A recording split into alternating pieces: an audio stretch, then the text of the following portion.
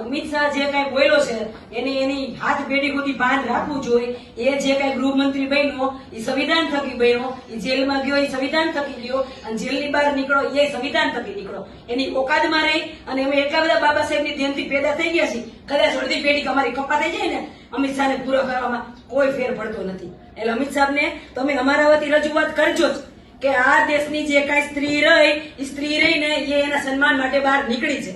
અમને જે કાંઈ આજ અમે તમારી સામે ઉભા રહેવાનો અધિકાર નહીં બાબા સાહેબે દીધો છે, કોઈ ભગવાને નથી દીધો, કોઈ ભગવાનની એવી ધ્યાન જ નહોતી। ભગવાને તો શું દીધું હતું તો કે રસોડાની અંદર પડ્યા રહ્યો, ગમે એટલો અત્યાચાર થાય એની સામે સામનો ન કરો।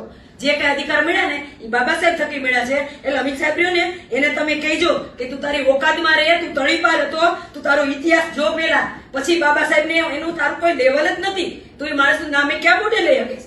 તારી કોઈ ઓકાત છે એનું નામ લેવું એને કહેજો, તમે પહોંચાડજો તમ તારે। અને જો તમારાથી ન થતું હોય તો તમે અમને